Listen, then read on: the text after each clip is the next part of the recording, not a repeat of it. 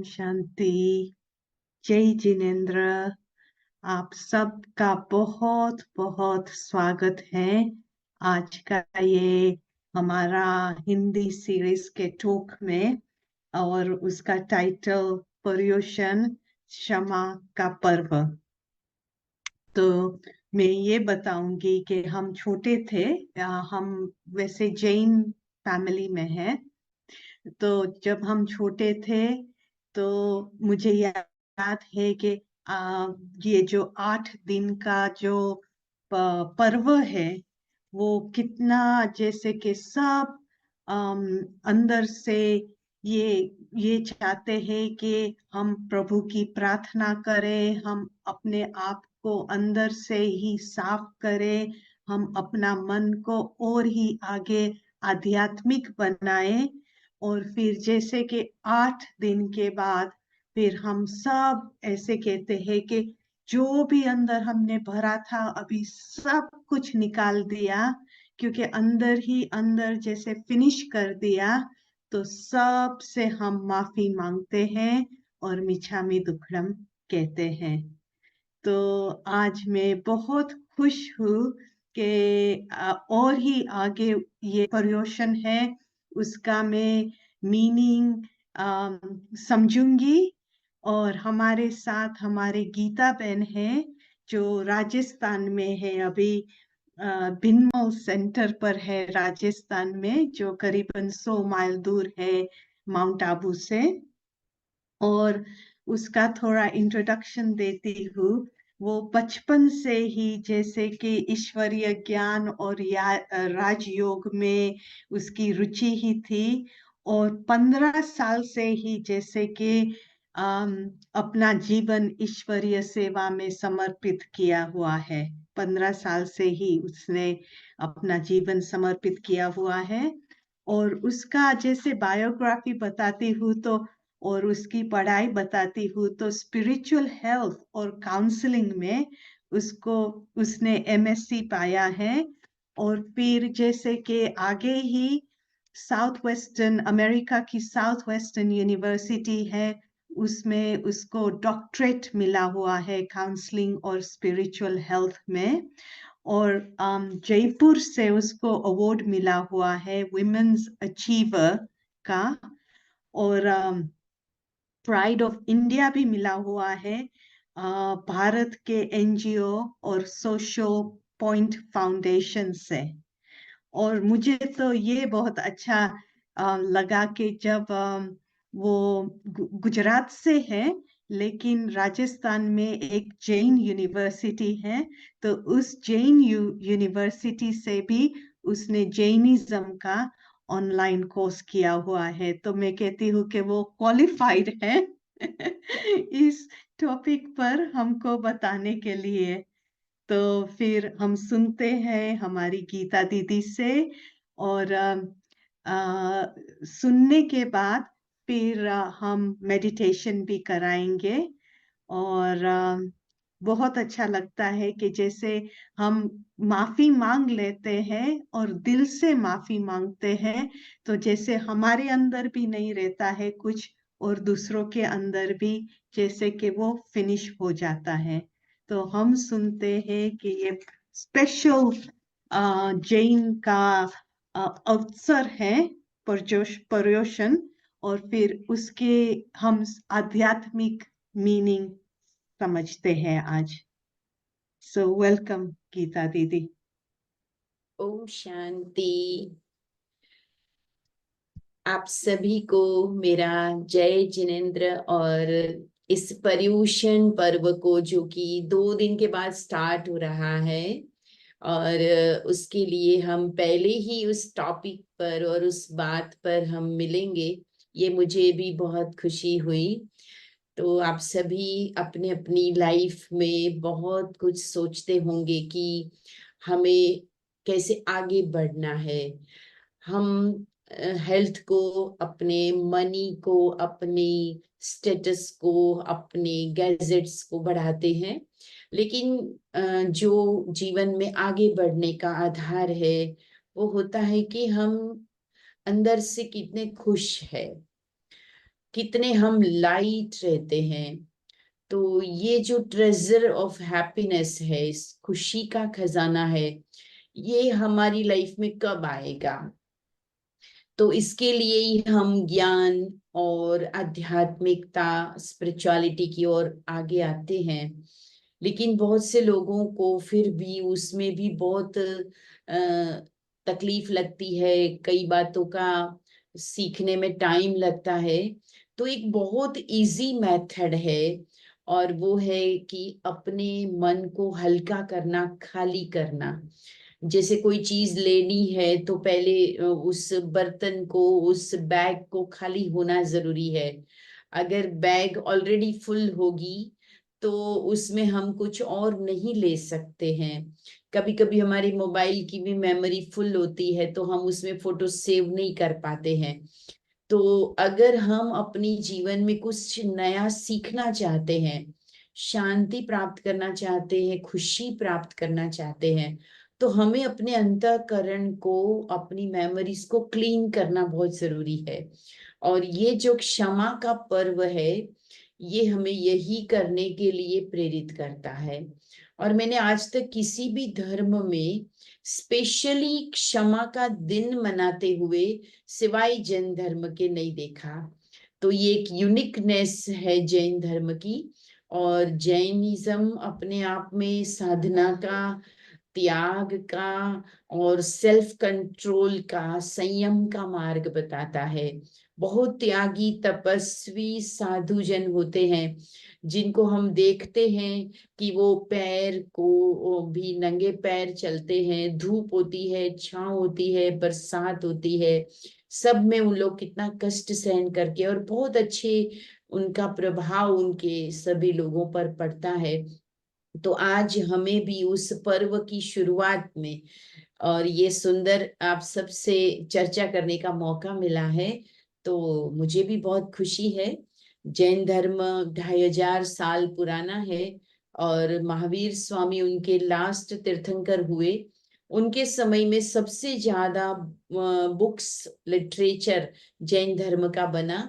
इसलिए ज्यादातर लोग महावीर स्वामी जी को जानते हैं, मानते हैं। लेकिन और भी बहुत सारे तीर्थंकर 24 हुए हैं, और उनके सिवाय भी अनेक कल्प के भी वो अनेक तीर्थंकरों को मानते हैं।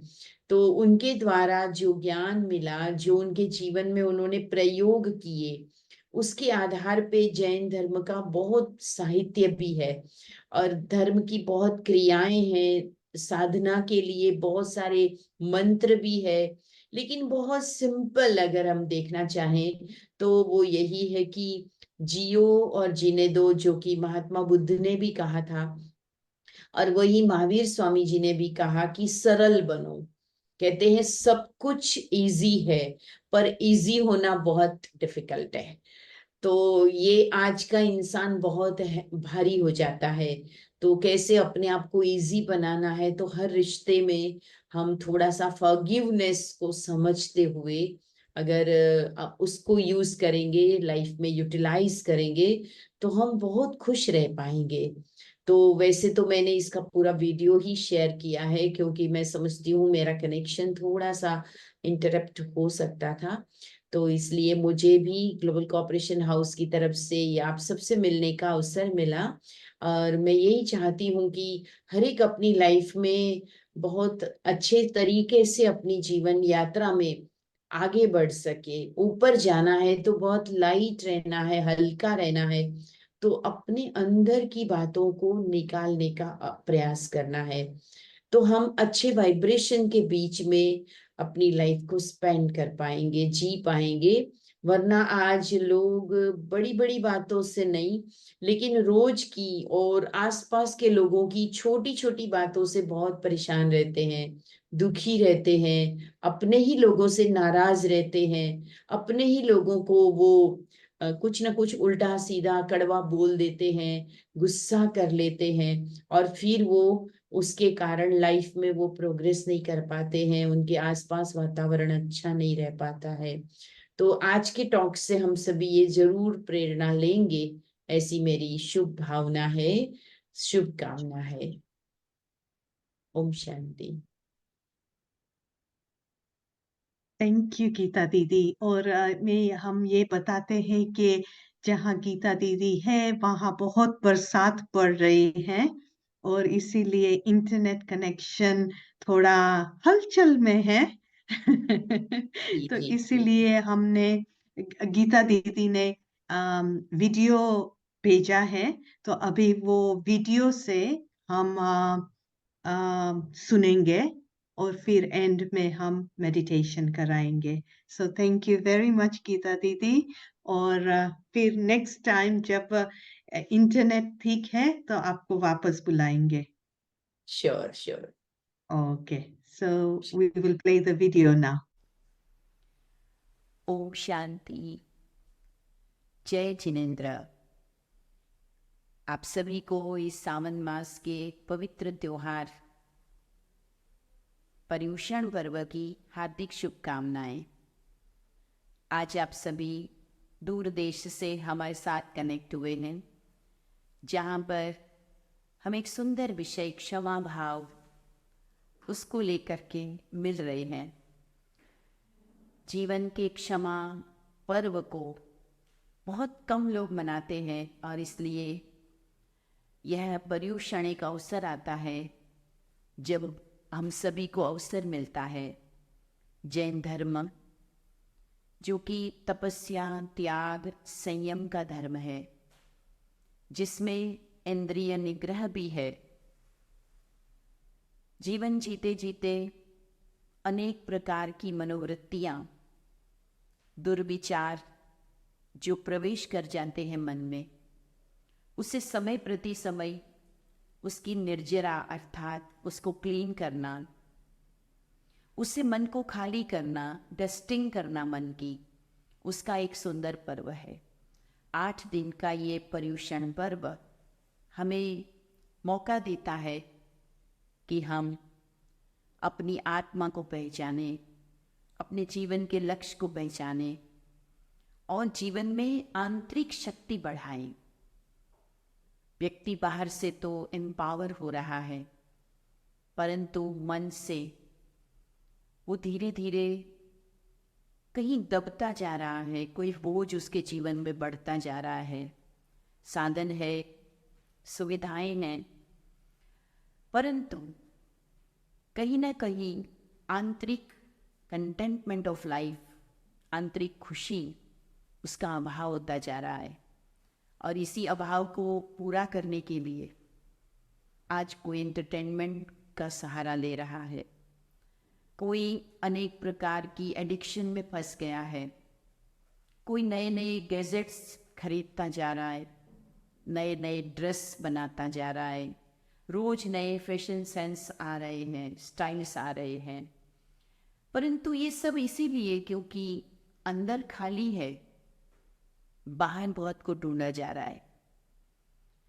ये पर्व 8 दिन तक इसलिए वर्ष में मनाते हैं, विशेष करके जैन धर्म के लोग, कि सारी चीज़ों से एक प्रकार से डिटॉक्स होगा। वो करके व्रत संयम के साथ कुछ आत्मचिंतन करें।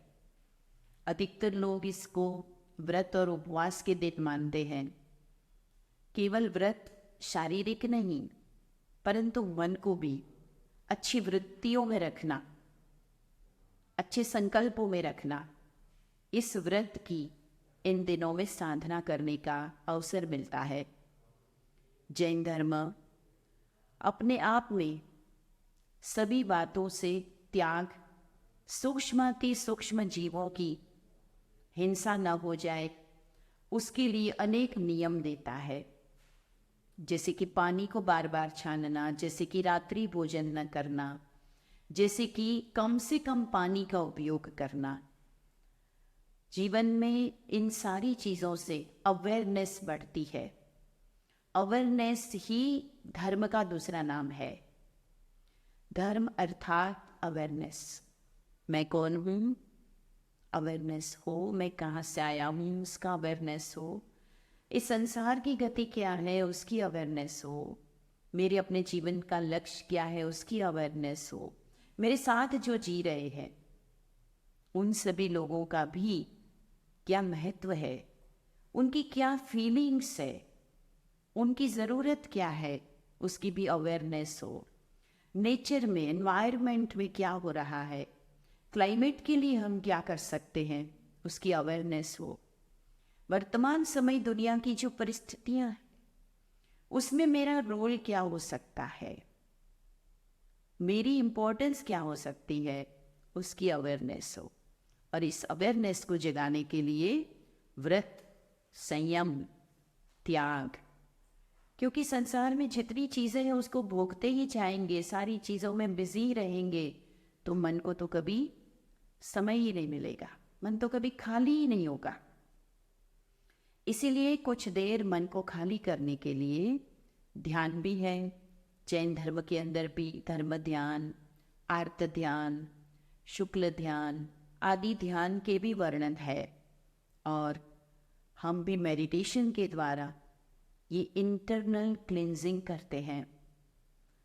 ये क्लेंजिंग के लिए हम सभी जो भी पथ अपनाएं वो उत्तम है।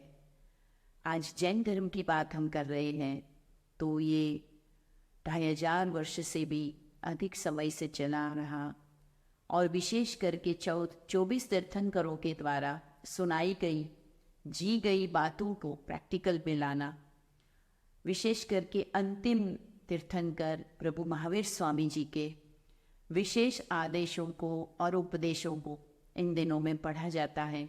कल्पसूत्र का वांचन किया जाता है। महावीर स्वामी जी ने कैसे अपने 14 जन्मों तक जो उन्होंने मुक्ति के लिए मार्ग ढूंढा, फिर भी इतना समय लग गया और अंत में उन्होंने लास्ट जन्म में अपने आप को संसार से विरक्त किया और कठिन तप 12.5 वर्ष तक किया। उस महावीर स्वामी जी को विशेष याद कर उनके 14 स्वप्न वो भी इन दिनों में दिखते हैं और पढ़े जाते हैं।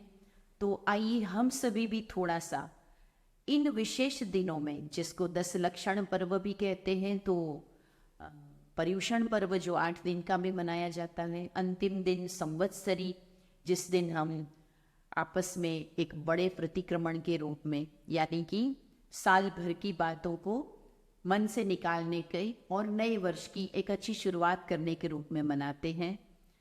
तो सच्चा प्रायश्चित करने के लिए उत्तम क्षमा कहा गया है। उत्तम क्षमा के बाद अलग अलग और भी साधनाएं हैं, पर मन की भावनाओं को शुरुआत से ही एक लक्ष्य बनाने का ये समय होता है।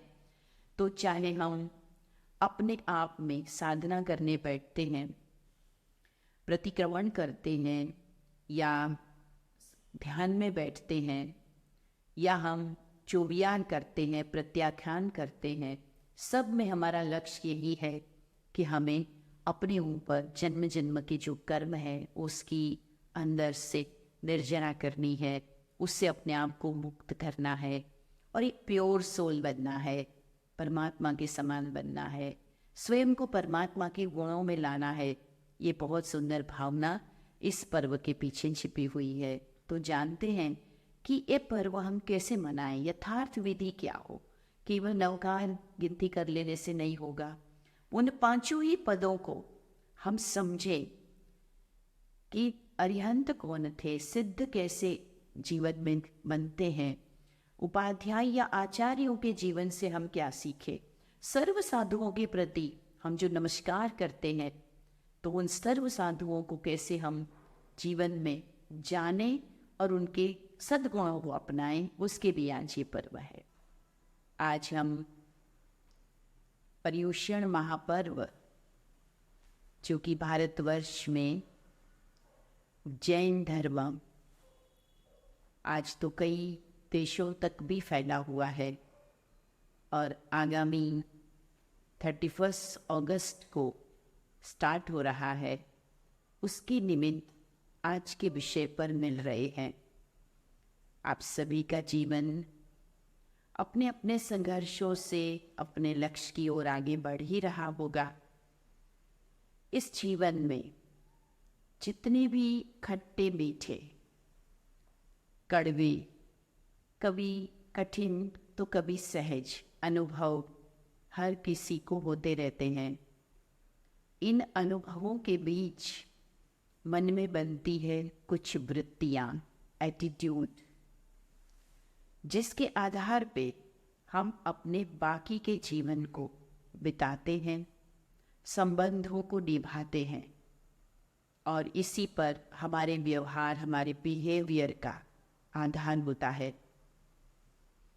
हम ये तो कहते हैं कि हमें किसी का व्यवहार अच्छा नहीं लगता, परंतु उसके पीछे न जाने कितने ही कारण होते हैं कि उनके संस्कारों में, उनकी मन की यादों में, उनकी पीछे की घटनाओं का असर होता है।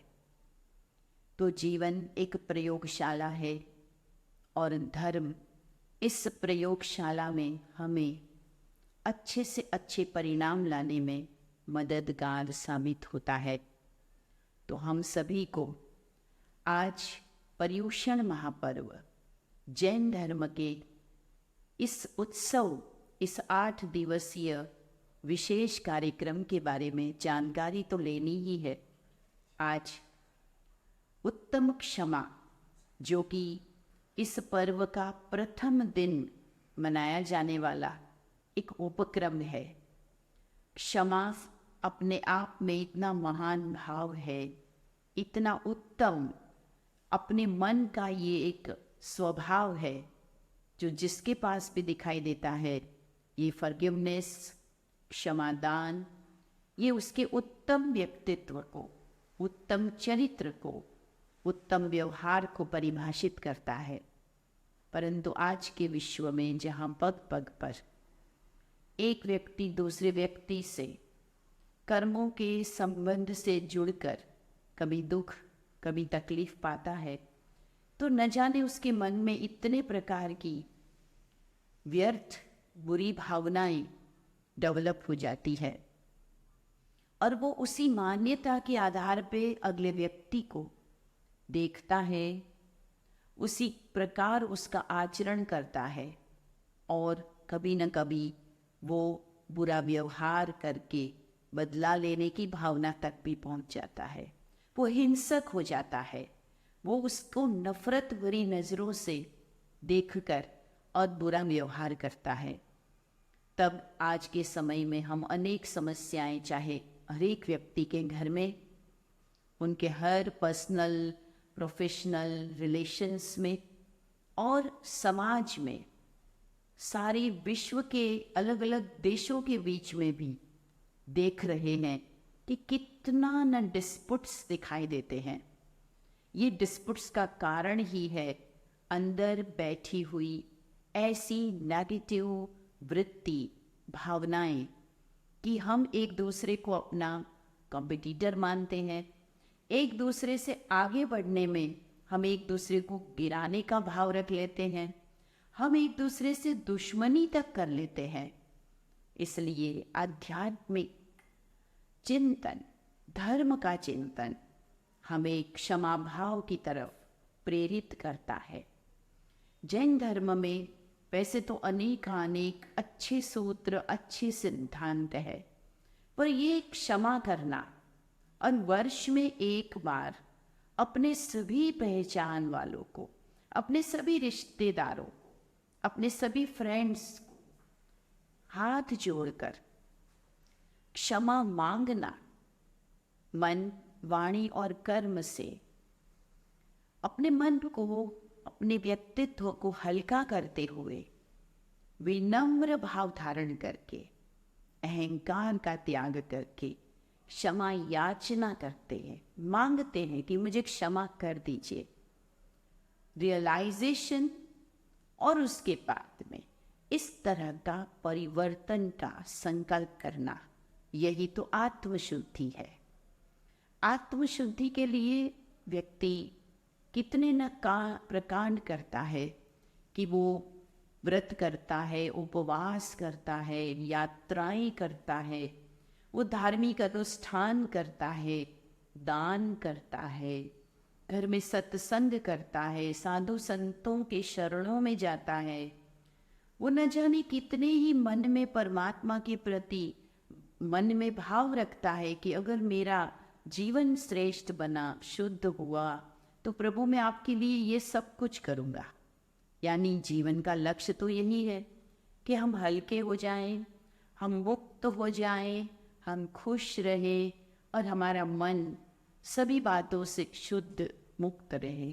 परंतु बाह्य क्रियाओं से केवल कुछ देर के लिए मन हल्का हो जाता है, प्रसन्न हो जाता है, परंतु जन्म जन्म का अनेक लंबे समय का जो व्यवहार जनित, कर्म जनित हमारा खाता बना हुआ है, अकाउंट से कार्मिक, उस अकाउंट को जब तक हमने क्लियर नहीं किया होगा तो अंतःकरण में तो वो भाव, वो अंदर की कमियां बनी रहेगी। और वो कमियां जब तक बनी रहेगी तब तक हम कभी भी मन को हल्का नहीं कर पाते हैं।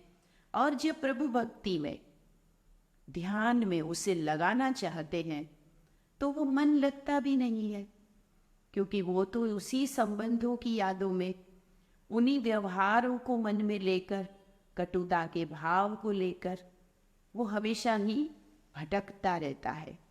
आज सभी धर्म के अनुयायी, सभी साधक यही कहते हैं कि मेरा मन भटकता है, मेरे मन को चैन नहीं है, मेरे मन को शांति नहीं है। मैं भगवान की माला या जाप करने या ध्यान करने बैठता हूँ तब भी मेरा मन शांत नहीं होता है। कारण एक ही है कि मन की शुद्धि नहीं है। मन में बहुत से ऐसे पुराने बातों के भाव भरे हुए हैं। तो पर्युषण पर्व में ये जो उत्तम क्षमा, ये प्रथम दिन विशेष जो आचरण किया जाता है, ये बहुत ही उत्तम बात है। वैसे तो जैन धर्म अर्थात जैन जो शब्द बना है जिन से, जिन शब्द बना है जितेंद्रिय से। जैन वो है जिसने अपने इंद्रियों पर जीत प्राप्त की है।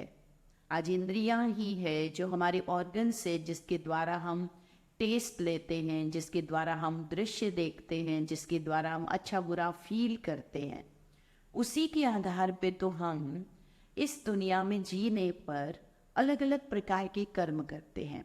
जिस किसी को जिस प्रकार का टेस्ट अच्छा लगता है वो उस ओर चला जाता है। कोई घूमने फिरने का शौकीन है तो कोई खाने पीने का, कोई भोग भोगने का तो कोई मान सम्मान का, कोई किसी इंद्रिय के द्वारा तो कोई किसी इंद्रिय के द्वारा जो स्वाद ले चुका है उन स्वाद का धीरे धीरे वो गुलाम बन जाता है। और कितना भी खा लो फिर भी वो प्यास नहीं बुझती, कितना भी घूम लो फिर भी मन तृप्त नहीं होता है, कितना भी मान सम्मान मिल जाए फिर भी व्यक्ति उसका भूखा या उसका भिखारी रह जाता है। क्योंकि ये सब चीज़ें बाहर से कभी भी आत्मा में नहीं आ सकती है। वास्तव में सुख या दुख, मान या अपमान, ये तो मन को चाहिए और ये मन ही है जिसको हम धर्म के द्वारा सुधारते हैं, मन को सुमन बनाते हैं। आज व्यक्ति मन परमात्मा में जोड़ने की कोशिश करता है, वहां तो वो फेल हो जाता है। वो अनेकानेक पदार्थ परमात्मा को चढ़ाता है, वो परमात्मा के नाम से दान करता है, वो ईश्वर के लिए मंदिर बनाता है, वो ईश्वर के दरबार में फल फूल लेकर जाता है, वो ईश्वर के दरबार में कई चीज़ों का दान करता है। लेकिन जो नहीं करता वो ये है कि वो अपने मन को अर्पण नहीं करता। वो मन तो उसका इच्छाओं में भटक रहा होता है। तो जितेंद्रिय बनना अर्थात मन इंद्रियों को जो अच्छा लगता है उसके कारण भटक न जाए। कहाँ से न भटक जाए? अपने लक्ष्य से नहीं भटक जाए। जीवन एक यात्रा है, तो यात्रा तो तभी तय होती है जब कहीं जाना होता है। वो जहाँ जाना है वो हमारा लक्ष्य है, और वो लक्ष्य तय नहीं तो यात्रा ही नहीं हो सकती। लक्ष्य जो तय किया उसके बजाय कहीं और कदम जब पड़ने लगते हैं तो यात्रा का रूट बदल जाता है। आज व्यक्ति भी सोचता है कि मैं धरती पे तो आया हूँ, मुझे जीवन तो मिला है, मुझे मनुष्य शरीर मिला है, मेरे पास बहुत सी शक्तियाँ हैं, बुद्धि है और मैं बहुत कुछ कर सकता हूँ, लेकिन मुझे करना चाहिए क्या? आखिर वो लक्ष्य, उसे ही वो नहीं खोज पा रहा है। और इसीलिए कोई तो धनवान से धनवान बनने में लगा है, कोई सुंदर दिखने में लगा है, कोई मान पाने में लगा है, कोई अपने संबंधों को संतुष्ट करने में लगा है, कोई समाज में प्रतिष्ठा पाने के लिए दौड़ रहा है, कोई हेल्थ बनाने के लिए दौड़ रहा है, कोई और किसी अचीवमेंट के लिए दौड़ रहा है।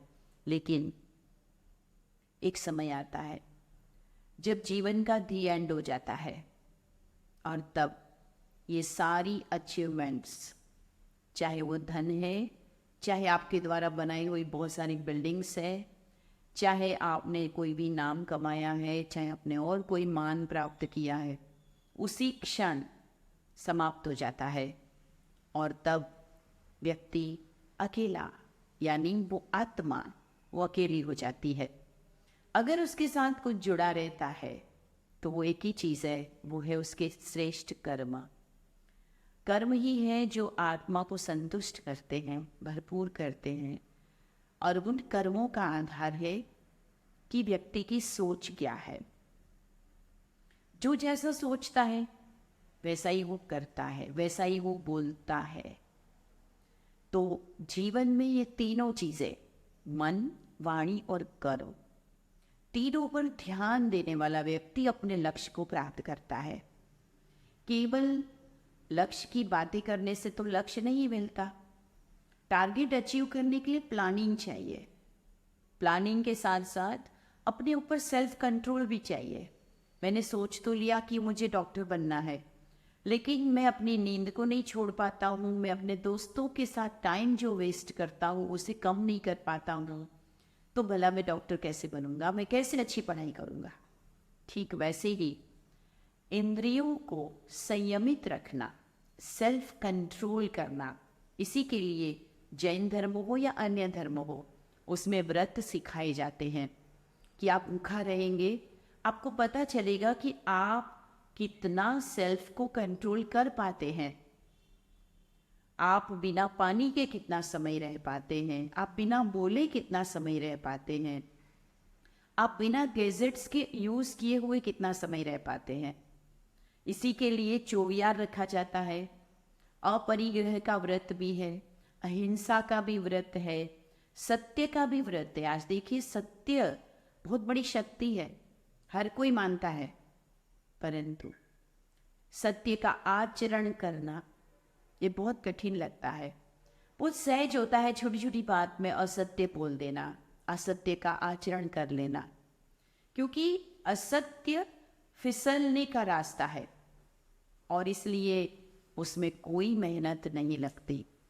मेहनत लगती है तो चढ़ने में, मेहनत लगती है तो सत्य पर टिके रहने में, और इसलिए ये सारे व्रत संयम के लिए है।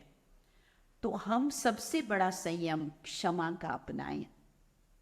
क्षमा भाव जिसको कहा गया कि एक दूसरे को, जिनके साथ भी आपके कोई व्यवहार के अंदर कभी मुख से वाणी से बोलचाल हो गई, कभी कोई गलत फहमी पैदा हो गई, आपने किसी के लिए गलत सोच लिया जबकि वो व्यक्ति वैसा नहीं है, मिसअंडरस्टैंडिंग क्रिएट हो गई और आपके द्वारा उस व्यक्ति को ऐसा कहा भी जाता है कि आप गलत हैं, आप ऐसे नहीं करते हैं, आपकी भावनाएं मेरे लिए सही नहीं है, तो उस व्यक्ति को ये सुनकर दुख भी पहुंचता है कि मैं तो वैसा नहीं हूं, लेकिन वैसा मुझे माना गया, क्योंकि कभी न कभी मन में आपके किसी कर्म से, आपकी किसी एक्शन से किसी की ऐसी धारणा बन गई, ऐसी बिलीफ क्रिएट कर देते हैं हम, और उसके बाद नाराजगी होती है, और नाराजगी कहीं ना कहीं फिर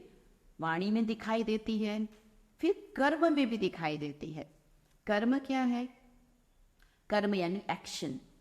एक्शन में जब हम आते हैं तो अगर किसी व्यक्ति से हमारा प्रेम होता है तो हम उसके लिए कोऑपरेटिव भाव रखते हैं। प्रेम होता है तो हम उसके लिए बड़े प्यार भरे शब्दों का प्रयोग करते हैं, उनकी गलतियों को क्षमा करते हैं, उनके प्रति हम बहुत एक्स्ट्रा टाइम देते हैं, एक्स्ट्रा अटेंशन देते हैं। लेकिन जब प्यार समाप्त हो गया, नफरत आ गई, तो नफरत आने पर हमारी वाणी भी बदल जाती है, हमारा उनके प्रति टाइम देना, अटेंशन देना वो भी कम हो जाता है, और केयरिंग कम हो जाता है, शेयरिंग कम हो जाता है। और फिर हम कभी कभी अपने कर्मों से उनके प्रति ऐसा कुछ कर लेते हैं, जैसे कि उनका इंसल्ट करना, जैसे कि उनका ओबे नहीं करना, डिसरिस्पेक्ट करना, जैसे उनके रास्ते में कहीं ना कहीं हम अड़चन बनते। कभी हम उनके लिए कुछ गलत दूसरों को भी इंफॉर्मेशन देते हैं, निंदा कर लेते हैं, कभी हम उनकी शिकायत कर लेते हैं, कभी हम ब्लेम करते हैं कि ये व्यक्ति मेरे जीवन में तकलीफ दे रहा है, कंप्लेन करते हैं।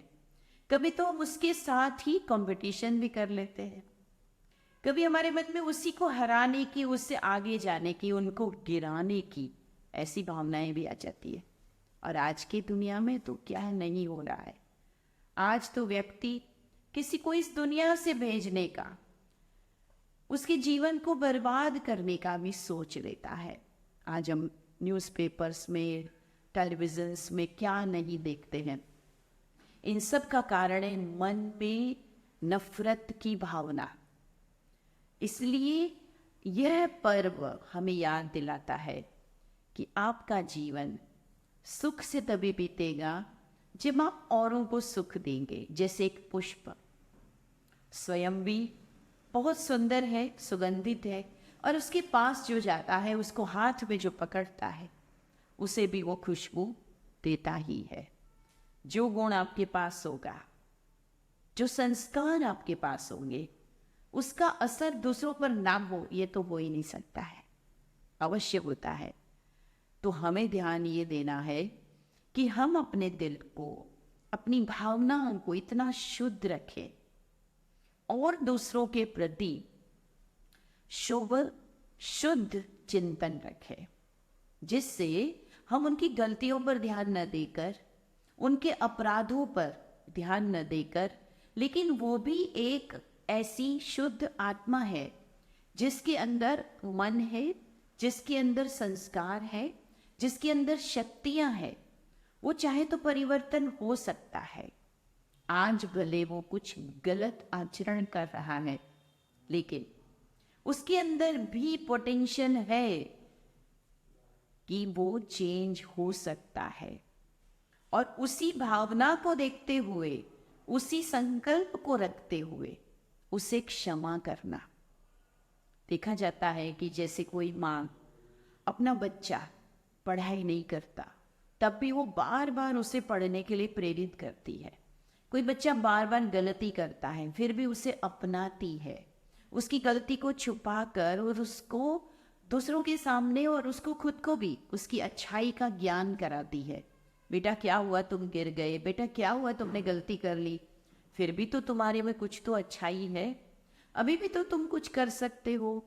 इस तरह से जब अपनापन होता है तो हम क्षमा कर सकते हैं।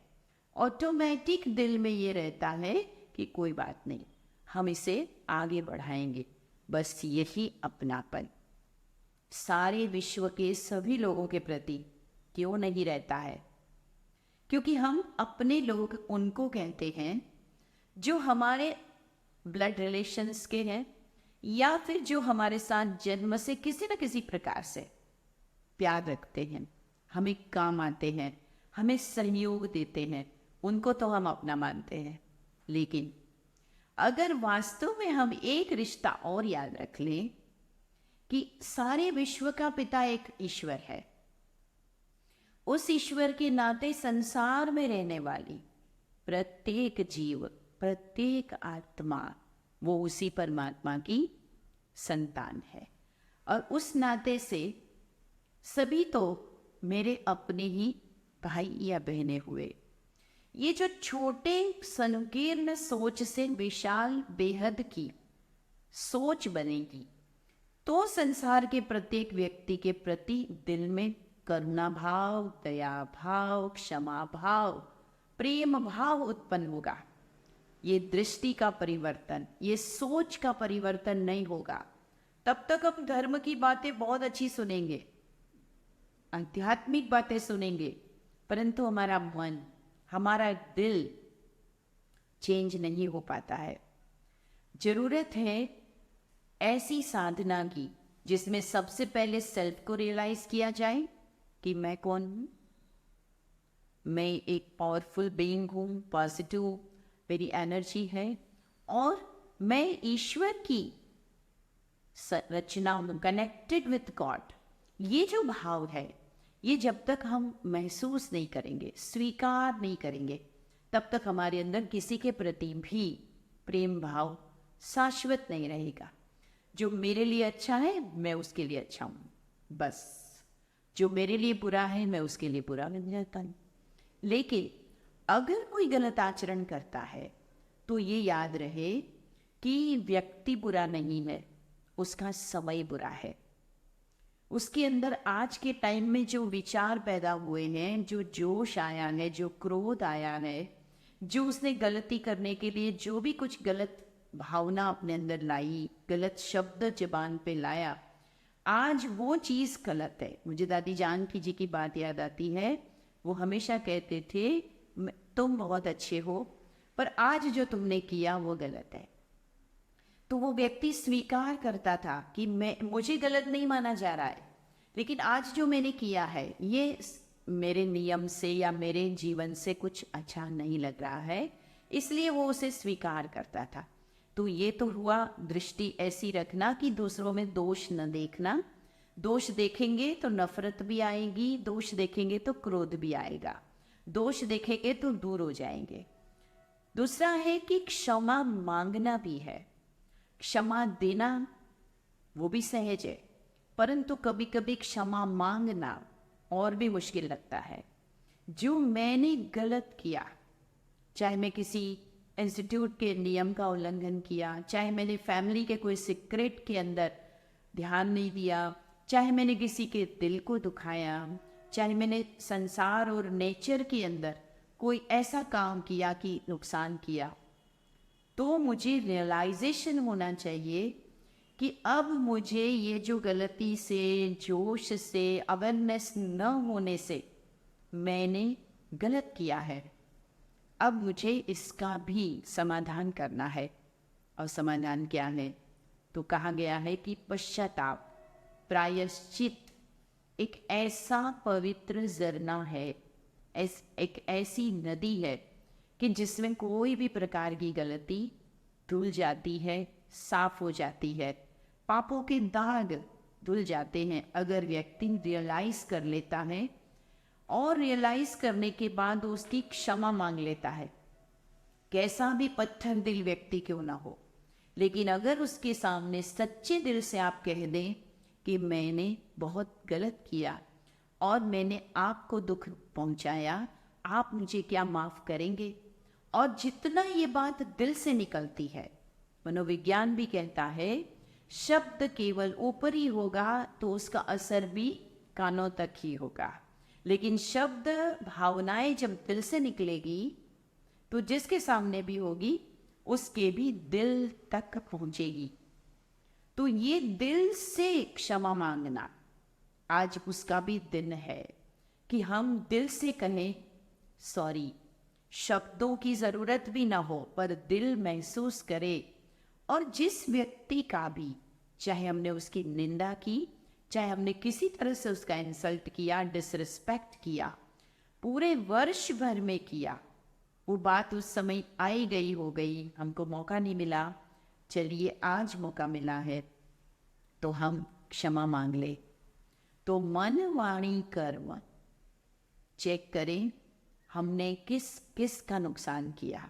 अगर एक आधी मिनट के लिए भी हम आंखें बंद करें और याद करें उन लोगों को जिनको हमने इस वर्ष कुछ दिनों में, जहाँ तक हमारी दृष्टि बुद्धि जाए, नुकसान पहुंचाया, दुख पहुंचाया।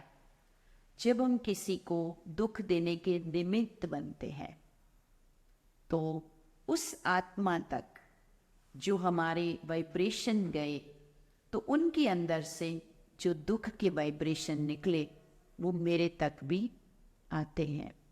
बिना कारण व्यक्ति कभी कभी अपसेट हो जाता है, बिना कारण उदास हो जाता है, बिना कारण वो उसका मन कहीं लगता नहीं, बेचैन हो जाता है। क्या कारण है?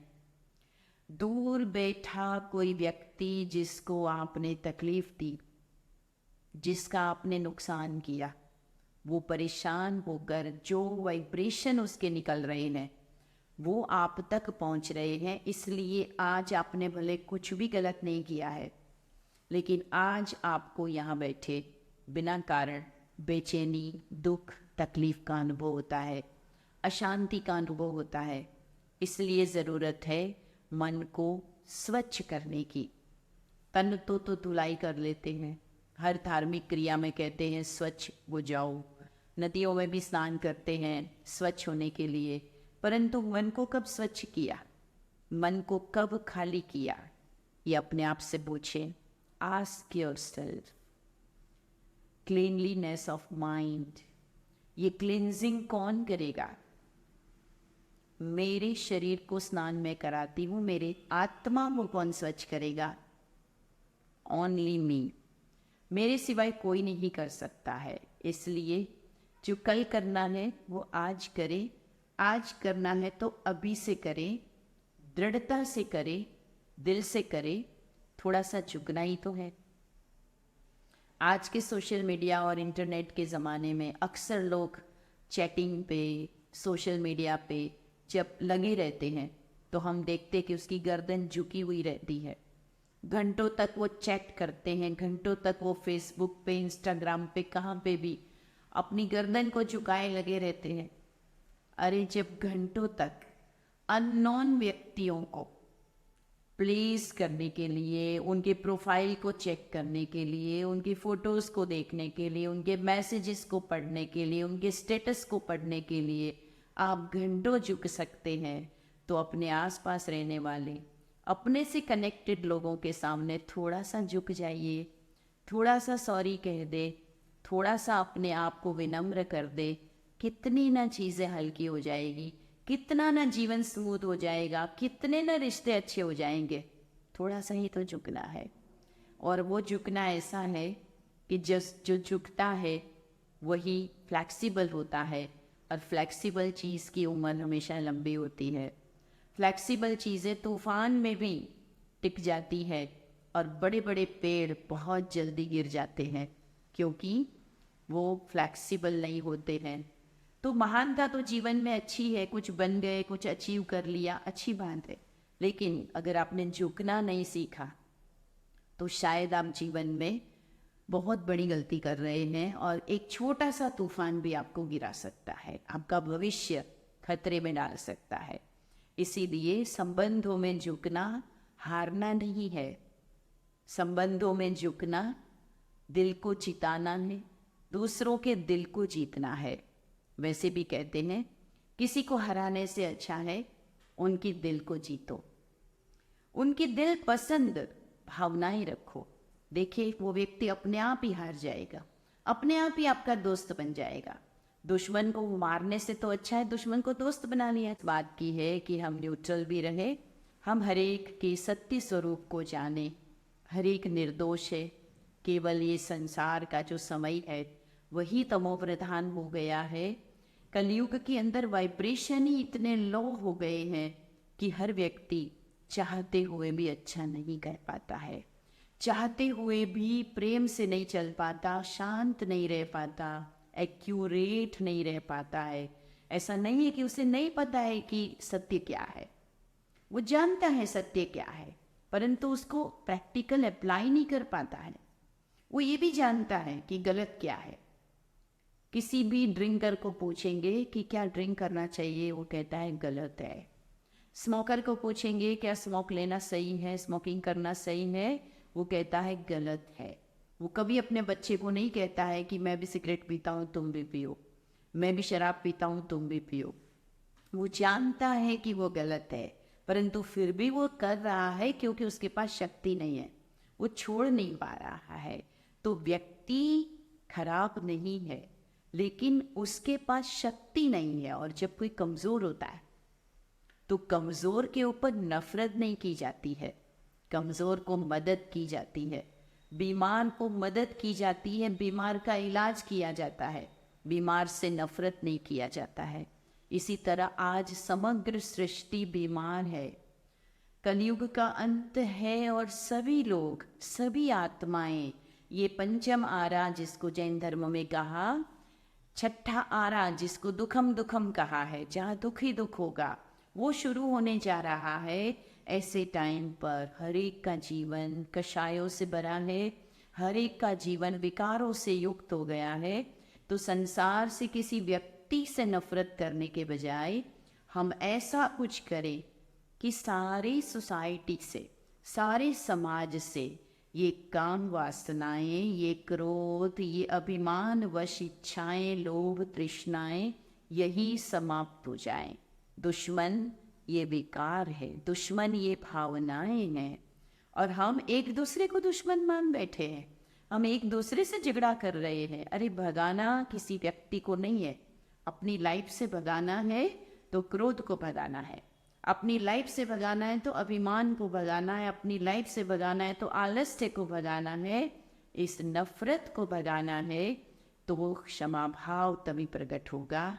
तो मिच्छामी दुक्कडम आप सभी को भी मैं करती हूँ कि मन वाणी कर्म से अगर मैंने भी आपको कुछ गलत बोल दिया हो तो मुझे क्षमा करना। और आप सभी भी आज के दिन ये दृढ़ निश्चय रखें कि जीवन में क्षमा करके हम अपने दिल को विशाल रखेंगे और अपने प्रेम से हम हर एक के दिल को जीतेंगे। और आज सच्ची दिल से एक दूसरे को गले मिल के, हाथ मिला के, मैसेज करके, ईमेल करके, फ़ोन करके दिल से कहेंगे कि मैंने आपके साथ कुछ भी हल्का बोला, गलत किया तो मुझे माफ़ करिएगा, और मेरे मन में भी कुछ गलत फहमी रह गई तो लेकिन मैं क्षमा भाव धारण करके आपको क्षमा करता हूँ। आप मेरी तरफ से कभी भी भारी मत रहना, ये बहुत बड़ा गुण है, इससे आप हल्के हो जाएंगे, ईश्वर भी खुश होगा और आपकी साधना बहुत अच्छी होगी।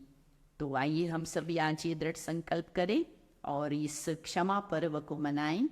ओम शांति। जय जिनेंद्र।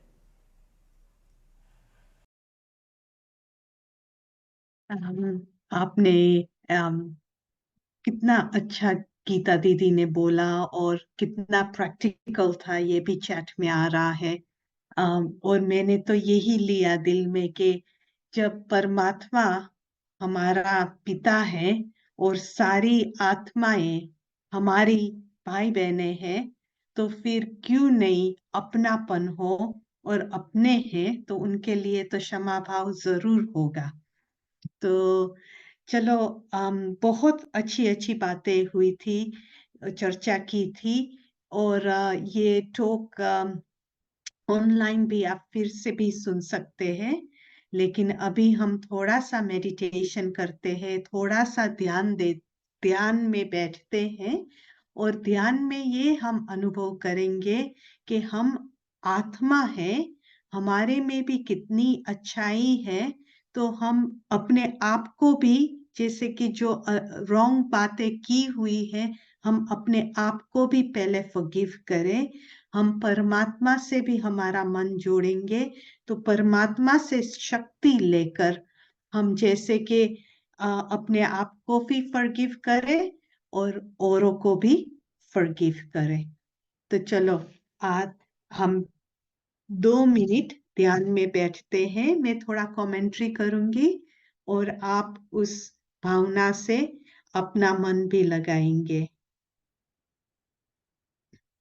तो आराम से बैठेंगे। बहुत कुछ सुना है, अभी हम अपना मन पहले अपने ऊपर ध्यान देंगे कि मैं एक ज्योति बिंदी स्वरूप आत्मा हूँ। इस शरीर में प्रकृति के बीच में विराजमान हूँ।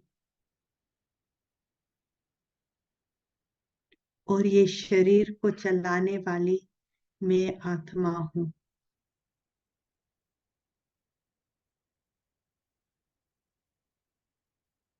मैं आत्मा शांत स्वरूप हूँ, शांति स्वरूप हूँ। शांति मेरा असली गुण है।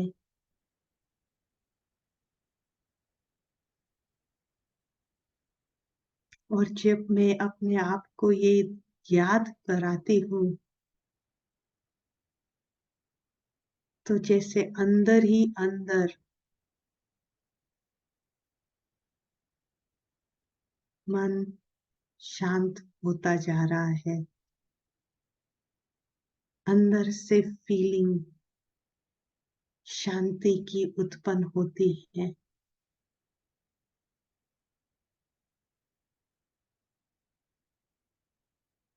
और रियलाइजेशन भी होता है कि हाँ, जब मैं भूल गई कि मैं शांत स्वरूप हूँ, मैं प्रेम स्वरूप हूँ, तो जब अहंकार आया या कोई डिजायर्स आई तो उस कारण मैंने गलती भी की है। तो आज मैं अपने आप को याद कराती हूँ कि मैं प्रेम स्वरूप आत्मा हूँ और मैं ये ध्यान पर रखकर खुद को भी माफ करती हूँ।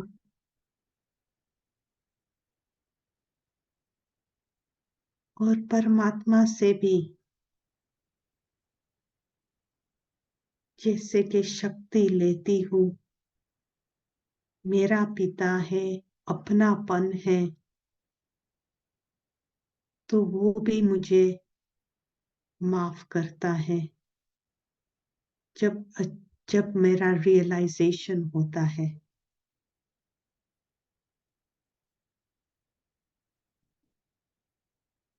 और अंदर ही अंदर एक पावरफुल संकल्प लेती हूँ कि आज से कुछ एक बात जो अपने को भी दुखी करती है, औरों को भी दुखी करती है, तो वो मैं परमात्मा से शक्ति लेकर त्याग करती हूँ।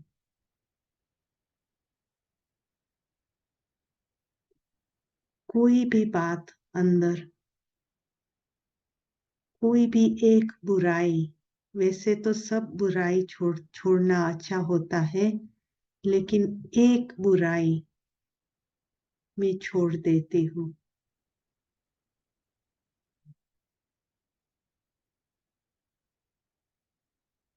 और जैसे परमात्मा की शक्ति, परमात्मा का ब्लेसिंग मुझे मदद करता है।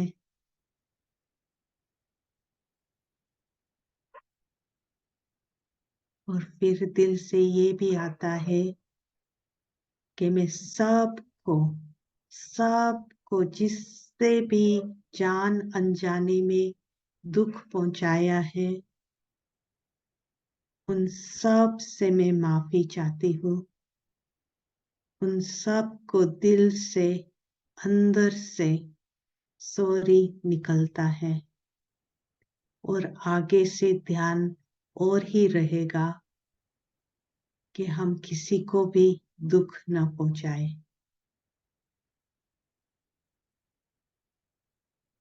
ओम शांति। आप सबको अंदर से, दिल से मिच्छामी दुक्कडम।